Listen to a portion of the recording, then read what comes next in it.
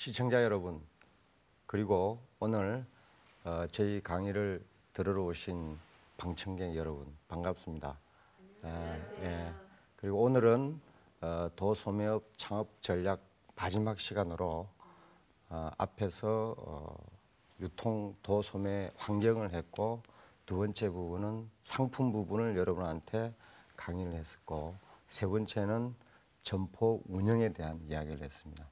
과연 그러면은 오늘 어떤 내용을 가지고 이 도소매업 창업 전략에 대해서 종결할 것인가에 대해서 제가 무척 고민을 했습니다.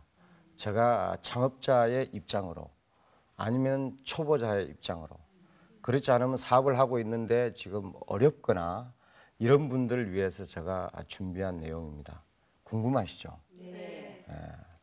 세상을 살아가는 데는 여러 요인도 있지만은 생각을 어떻게 하느냐에 따라서 인생이 달라집니다. 사업도 잘하기 위해서는 철저한 상인 정신이 필요하고요. 창업을 하기 위해서는 나라를 세우는 기분으로 자그마한 가게 하나라도 창업 정신이 소위 혼이 들어가야 되는 겁니다. 그래서 오늘은 아무리 도소매업 환경을 이해하고 상품을 이해를 잘하고 좋은 거래선을 선정해서 매입하고 영업을 잘하고 서비스를 잘하고 그래도 그게 모든 것을 압권할 수 있는 것은 우리가 정신입니다. 정신이기 때문에 특히 우리는 장사꾼입니다. 앞으로 프로 장사꾼이 돼야 됩니다.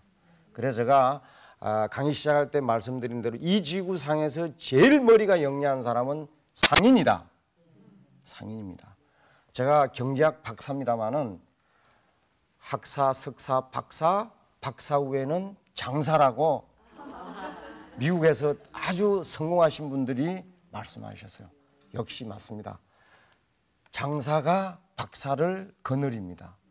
많은 돈을 벌어가지고 유능한 소위 엘리트나 지식인들이 박사인데 그분들을 끌고 다닙니다.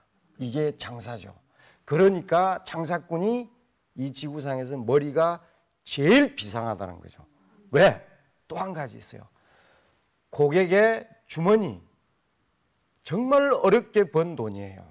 눈물겹게 출퇴근 시간 맞추고 상사한테 야단받아가면서, 그렇죠, 졸아가면서 천철해서 그 돈을 쓰려고 그러면 어떻게 해요? 쉽지가 않죠.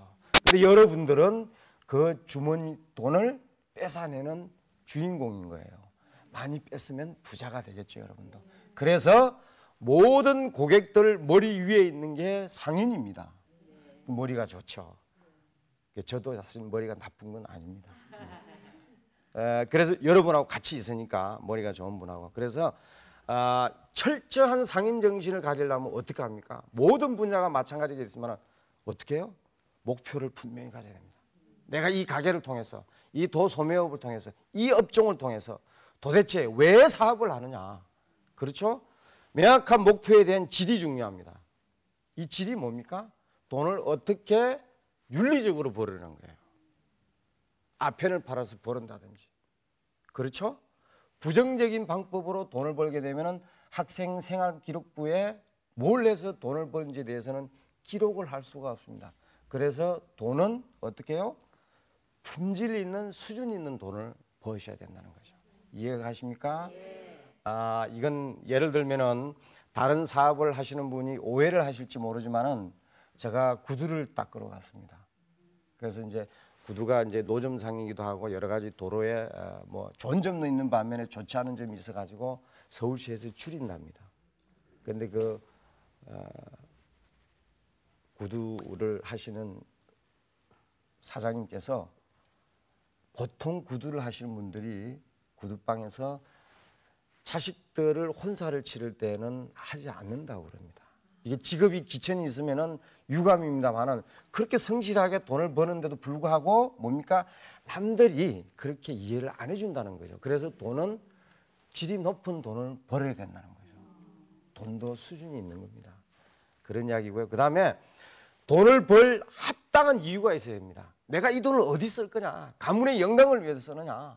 자식을 유학을 보내기 위해서 쓰느냐? 아니면 내가 영달을 위해서 쓰느냐, 아니면은 뭡니까? 기부를 하기 위해서 쓰느냐, 어려운 사람을 위해서. 이게 합당한 목표가 있어야 된다는 거죠. 그렇죠. 그 다음에 어느 정도 벌 거냐, 규모죠. 10억이냐 100억이냐 1000억이냐, 몇 조를 벌 거냐, 점포 크기에 따라서 사업 내용에 따라서 목표가 달라야 된다는 거죠. 이해가 가십니까? 근데 다 좋아요. 근데 언제까지 벌 수 있느냐 이거죠.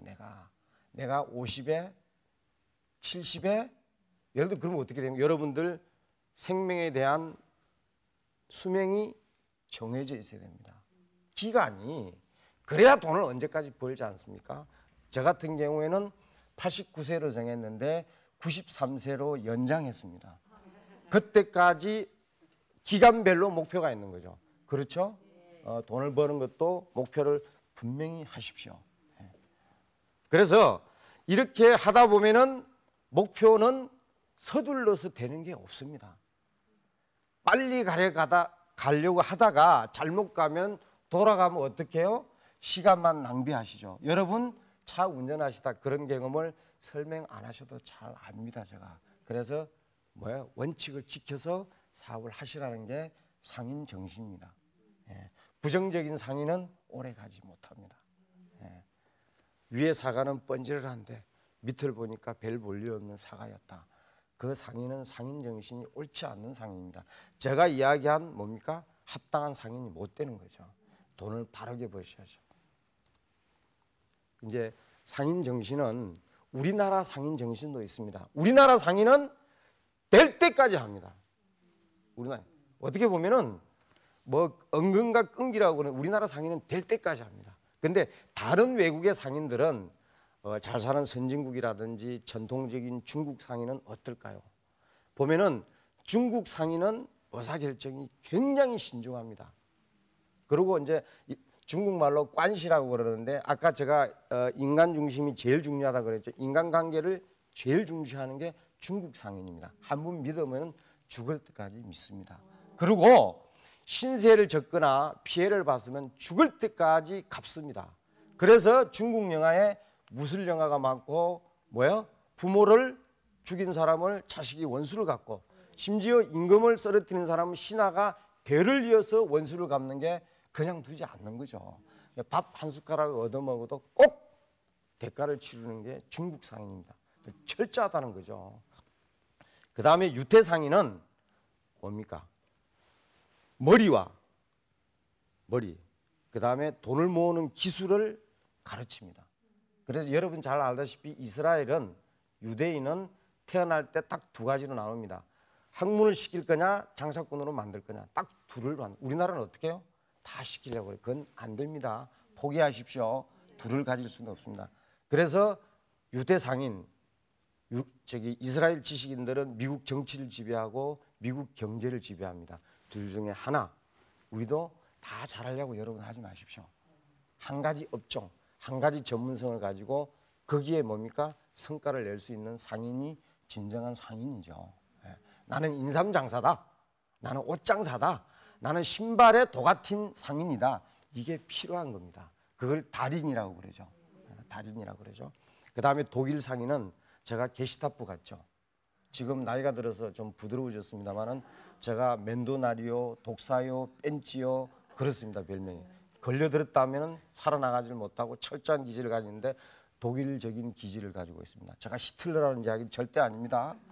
근데 독일 상인은 얼마나 철저하고 치밀하냐면 삼각자 하나 가지고 벤처 자동차를 설계합니다. 그래서 상인은 세심하고 철저할 필요가 있습니다. 그 다음에 미국 상인은, 우리가 미국은 잘못 알고 있어요. 미국은 뭐 키가 크니까 허물허물하다, 천만에. 절대 포기하지 않고 용기와 야망, 극기 자립이 제일 강한 민족성을 가진 나라가 미 합중국입니다. 프론티어 정신이 개척 정신 아닙니까? 그렇죠? 미국 사람 우습게 보지 마십시오. 말을 안 한다 뿐입니다. 그래서 세계 경제를 지배하고 있는 겁니다. 지금 뭐 금융 위기를 어렵지만은 이해가 가시죠? 각국의 상인들을 보면은 나름대로 나라의 특성과 민족성과 상인 정신을 읽을 수가 있습니다. 우리는 어떻게 해요? 그걸 벤치마킹, 받아들여야 돼요. 좋은 걸 받아들이는 게 제일 장사를 잘하는 사람입니다. 자존심 필요 없습니다. 장사는. 그 다음에 여러분들이 상인 정신을 높이기 위해서 과거에 우리가 삼성전자 대리점, 금성전자 대리점 하면 각 지방이나 대도시에서 돈께나 있는 분들이 그 큰 회사하고 계약을 해가지고 대리점을 해가지고 전자를 팔았어요. 지금 잘 됩니까?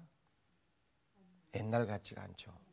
그래서 제가 소개하고자 이 내용은 삼성전자 대리점 대구의 모 사장님이 과거처럼 장사가 안 되니까 내가 정신을 새롭게 해야 되겠다 이래가지고 시를 썼어요.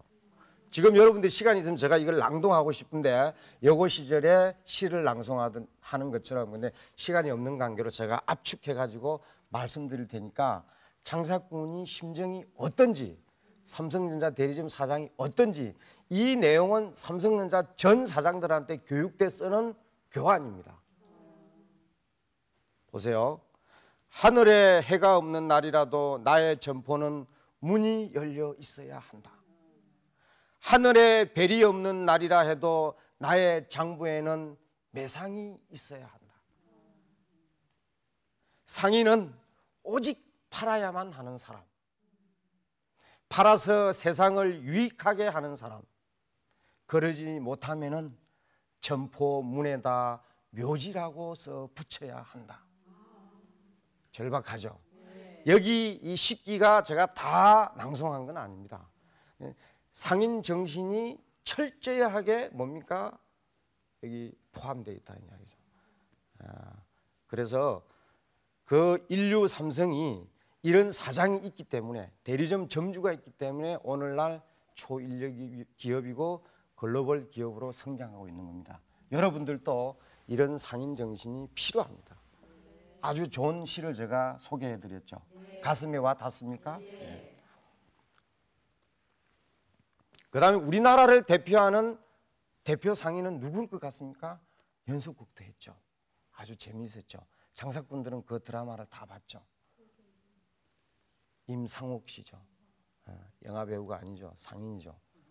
우리나라를 대표하는 상도의 임상옥 씨가 대표적인, 여러분들이 존경하는 선배요, 우리나라를 대표하는 상인입니다. 물론 장보고라는 분은 국제무역을 한 사람이죠. 아주 방대하게 그런 훌륭한 분이 있는 반면에 상도의 임상옥 씨도 있다는 이야기입니다. 이분의 장사는 고객 서비스와 고객을 관리하는 것은 큰 감동을 주는 게 아니고 아주 사소한 데서 뭡니까? 손님을 끌어낸다는 거예요. 고객은 큰 서비스를 원하지 않습니다. 아주 사소한 거. 신발 하나를 가지런히 바로 나와주면 됩니다. 옷 하나도 뭡니까? 삐딱하게 걸지 않고 반듯하게 걸어주는 게 서비스입니다. 이해가 가죠? 그래서 이 상도의 임상옥 우리 선배 상인은 단골 손님들을 다 철저하게 기록하는데, 심지어 외가나 처가의 그 손님의 기록을 상세하게 그까지 관리했다는 거죠. 대단하죠. 일본의 모 은행은 그 역세권 안에 은행이 5개 있어요. 경쟁이 얼마나 치열합니까? 은행들이 이 고객을 확보하기 위해서. 그래서 매월 고객 이름 외우기와 고객 얼굴 익히기를 시험을 치는데 제일 1등한 여직원이 몇 명을 고객을 기억했을 것 같아요? 여러분이 은행 직원이라면은, 아니면 여러분이 운영하고 있는 가게 주인이면 몇 명을 고객을 이름을 기억하고 얼굴을 기억할 것 같아요? 말씀 한번 해보세요. 시험 보는 건 아닙니다. 20-30명. 그러면 망하죠. 그럼 보석 가게는 가능성이 있겠네요. 자주 안 오니까. 그렇죠? 이 은행의 여직원 1등한 사람이 500명의 고객의 이름과 500명의 고객의 얼굴을 동일하게 인식한다는 거죠. 봉급쟁이가 하물며 그러는데 여러분들은 사장이시니까 500명이 아니라 700명, 800명, 1000명을 기억하는 상인이 되시기 바랍니다. 이게 미천입니다. 고객 관리가. 그래서 이 우리 선배 임상옥 씨는 기억을 다 못하니까 수첩에다가 오는 손님만 기억하는 그 손님의 처가나 외가까지 일일이 기억해가지고 경조사에 쫓아다녔다는 거죠. 여러분, 사업하려면은 무슨 일이 있어도 경조사에 쫓아가야 됩니다. 쫓아가야 됩니다. 금액은 상관없습니다. 도장 찍는 게 굉장히 중요합니다. 울릉도라도 가십시오. 흑산도라도 가십시오. 이해가 갑니까? 그다음에 제가 이제 존경하는 그 우리 회장님 중에서는 이병철 회장님하고 정주영 회장님을 우리 세대는 다 존경합니다. 저는 그 두 분의 양면성을 가지고 있습니다. 몸매는 이병철 회장님 닮았고 하는 기질은 정주영 회장을 닮았습니다. 근데 제가 이 이병철 회장님을 좋아하는 이유는 나이 7순에 지금 여러분들이 쓰고 계시는 컴퓨터 칩, 이 안에 칩을 나이 71세에 사업을 시작합니다. 그래서 이분이 그때 당시에 한국을 대표하는 기업이 가였음에도 불구하고 소성에 만족하지 말고 작은 성공에 만족하지 말고 대성을 위해서 죽을 때까지 노력하라. 이게 기업가 정신이고 상인 정신입니다. 그분이 오늘의 칩이 없었으면 우리나라 메모리고 뭡니까? 수출은 길이 막혔죠. 이해가 가죠? 그래서 우리가 정보화 대국이 된 거고 컴퓨터 강국이 된 겁니다.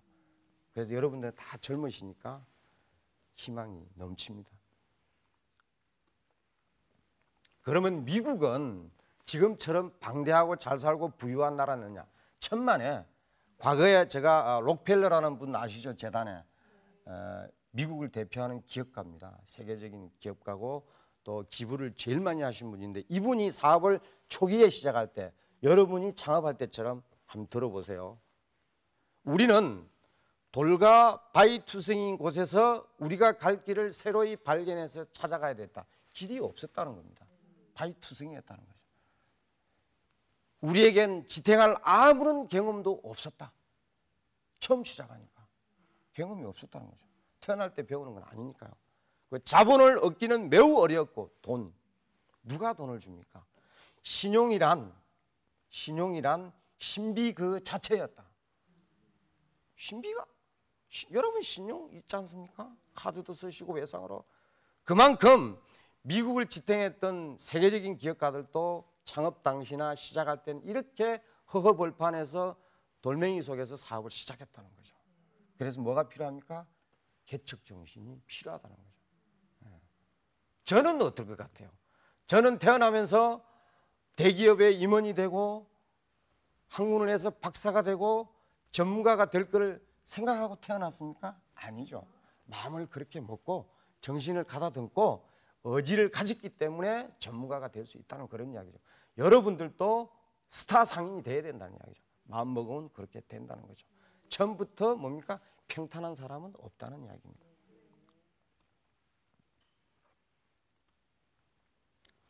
그 다음에 이제 제가 좋아하는 일본 인물 중에서 도쿠가와 이에야스를 좋아합니다. 이분은 제일 제가 좋아하는 이유는 정치가이며 장군인데도 불구하고 내가 이분을 존경하는 이유는 우리나라를 임진왜란때 쳐들어오지 않는 유일한 장수입니다. 장사는 야가야 됩니다. 무슨 말인지 알겠습니까? 이 사람은 칼을 쓰는 장수인데도 불구하고 우리나라를 침범하지 않는 이유는 자기가 죽은 이후에 불명예를 가지고 싫어서 그런 거예요. 그렇죠? 그래서 우리나라에 오지 않았어요. 근데 문제는 그걸 이야기하려는 게 아니고 이분은 나라를 통치할 때 상인한테 지혜를 배운 겁니다. 장군인데도 불구하고 상인은 어떻게 해요? 제일 중요한 검소한 생활을 합니다. 지금 국가 경제가 어렵다, 가정 경제가 어렵다 이러면 어떻게 해요? 돈을 버는 것보다 아껴 쓰는 게 훨씬 중요하다는 거죠. 네? 중요한 겁니다. 그래서 이 사람이 상인이 제일 가진 또 특징이 뭐냐면 계산 능력입니다. 이 계리에 박다 그러죠. 상인은 이문에 밝으니까 이걸 배운 거죠. 그리고 장사 기술, 물건을 하나 팔기 위해서 얼마나 많은 기술이 필요하다는 것을 이 사람이 배운 거예요. 그래서 상인한테 뭡니까? 얻은 경험과 지식으로 나라를 다스렸던 거죠.